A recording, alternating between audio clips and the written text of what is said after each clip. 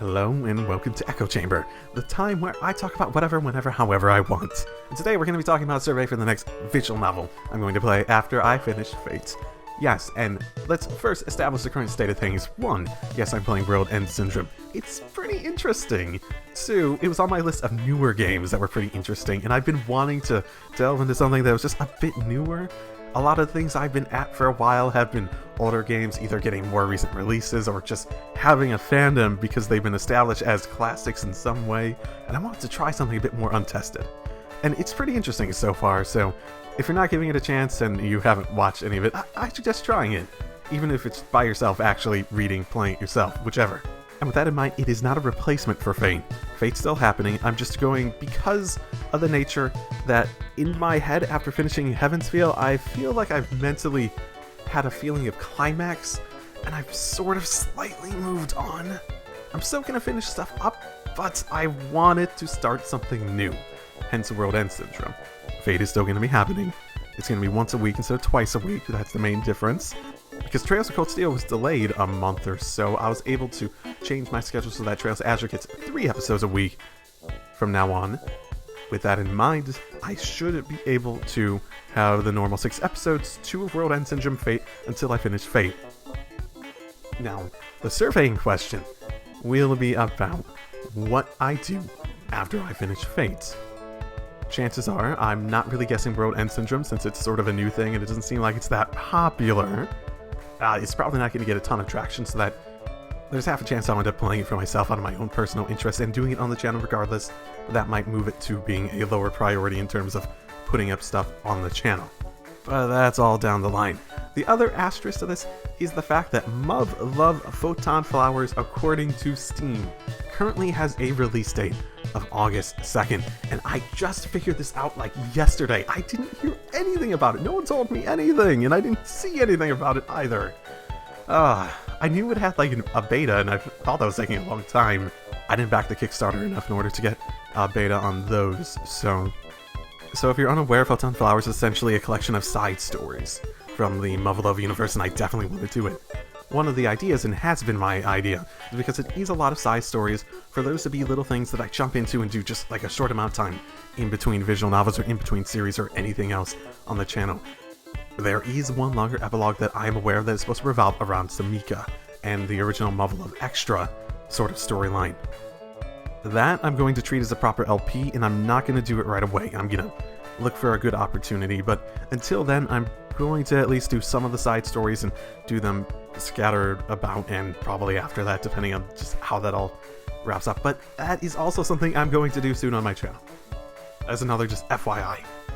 Okay, now onto the survey. Some asterisks on notable exceptions. A number of people requested Ever 17 and whatnot.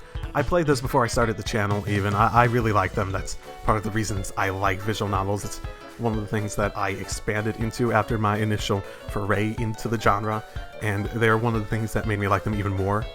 But I already played them, so not a whole lot of a point to doing a blind one of those, because I can't do it blind.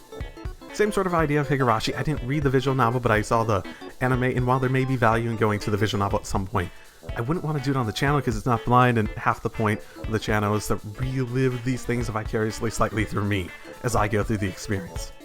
Another exception to the list in the same vein, well, not in the same reasoning as Higurashi, but the same series as Higurashi, Umineko. Yes, a lot of people in my request comment that I do in the community tab. FYI, I do take suggestions in the community tab, and I update other things. If you don't pay attention to that and are curious and want to know, if you don't want to know, then sure, whatever, as long as it's not that important to you. In that vein, I know quite a few people were interested in it. So, here's the thing. They teased a little while ago a thing called Umineko Gold, and I really would like to wait for that. It's sort of been on the back burner due to an illness in the development team that they wanted to do. It's like sort of a complete ultimate version, including potentially English voice acting, which I know there are going to be some people out there that are like, no, don't do that. God damn it, Ego.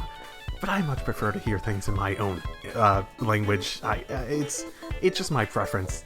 But until that is cancelled or released or just has an update that changes things, I'm not going to play that. I probably wouldn't have put that on the list anyway, simply because I know it's probably the longest thing I will ever do. and I don't want to do something really long right now. It's probably something that at the minimum earliest, if it does get cancelled and there's nothing else on the horizon, I would probably do that maybe in a year or so. I'm just saying.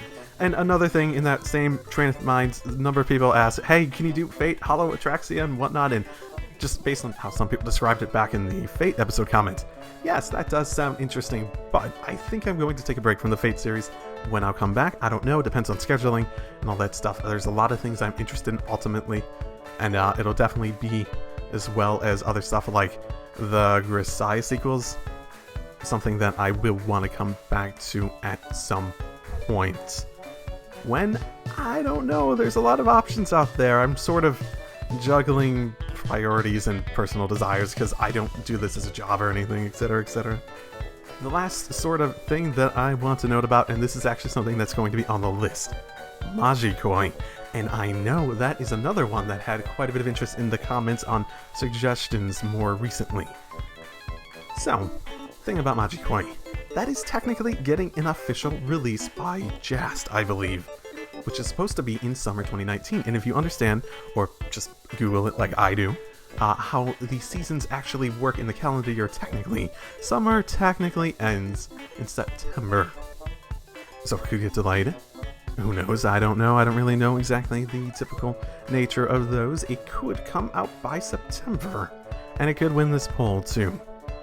Since there is an official translation, I would very much prefer to wait on that. Unless it seems like it's going to be years out, and it really doesn't. I would very, very, very much prefer to do anything I do on here as an official translation. The only reason I did something like Fate Stay Night as a not official translation is because it seems like it will probably never happen, or it will be years down the line to even consider it. If that ultimately is the thing that is most interested in by the community here once this is said and done, which I think there's a high probability of that, given it came in second during the last survey I did that decided on Fate Stay Night being the next one. And again, this is a survey, it's not a poll, it's not binding. I'm trying to get an idea of what you guys are interested in, and if there is something that comes, and typically I'll go towards what you guys want, unless there's something that really sways me otherwise. But for now, I have put 10 visual novels that I would be very interested and perfectly willing to play on the list. Some that have been suggested, some that have been just generally I have been interested in for quite some time. There are some other exceptions that will have to be noted. I will put all of the things I discussed here as well as anything extra in terms of what's on the list, because there's sometimes with visual novels, because of the nature of them, there are very often limitations in what you can do for Let's Plays and whatnot. I'm also sort of a small channel, as I have learned. I can typically get away a little bit more with stuff because, admittedly, not that many people watch me, and I'm okay with that. I don't care. I do this as a hobby. So at the very least, when there are limitations, yeah, that's gonna be what it is. And if I can just post the episodes and no one contacts me saying, hey, take that shit down, then I'll just post the episodes. I had an experience back with Steins Gate Zero, where it's like, I started playing it and then someone informed me that technically, they don't want you doing Let's Plays of that, and I'm like, oh, fuck. And then I went through this whole process of like, okay, at a point, I'm committed to doing this, but I'm gonna find a way to do it, and I played out the rest of the Let's Play, basically cutting between my reactions of significant moments, and not only was that probably the most work-intensive Let's Play I have ever done, it was not nearly as good of a product in the end, and I'm not interested in doing that again, basically. So basically, where there are limitations, essentially, the situation will come down to, if I play it, not play it, and if they contact me saying, nope, can't play it anymore, then, oh no. If they decide not to, if they decide not to act on their right as copyright holders, and they don't see an issue enough to actually contact me and say, hey, don't do stuff, then sure, I'll continue to do stuff. I understand that sometimes there's going to be it ultimately varies. And the risk will vary significantly as well. It's one of the reasons why I explicitly go out of my way for visual novels to not show everything. Not because they'll come to me and say, hey, you're doing copyright stuff and blah blah blah blah blah. It's more that I understand where they're coming from. For JRPGs and other games, there's a whole element to it that you can't really get out of watching a video in order to experience it. For visual novels, it depends on the visual novel, but at the same time, I sort of get the idea of watching something and not actually, experiencing it and feeling like you had your fill of it and not actually buying a game you might have been interested in. Otherwise, you might have come across, bought it at some point, and I understand that. I do. So my compromise logically ultimately becomes, don't show everything. Explicitly go out of my way not to show everything, at the minimum. And it sort of works out for me because I'm not typically interested in doing every little thing unless I really, really like the game. Obviously, in some cases, I have no choice but to show everything, but typically, if there's different endings and stuff like that, I will not show everything in the end. So, that has been the survey of me rambling, and links in description, comments. I don't even know how I set it up. It's set up however it is. So, I'll see you all next time. Drive safely, everyone.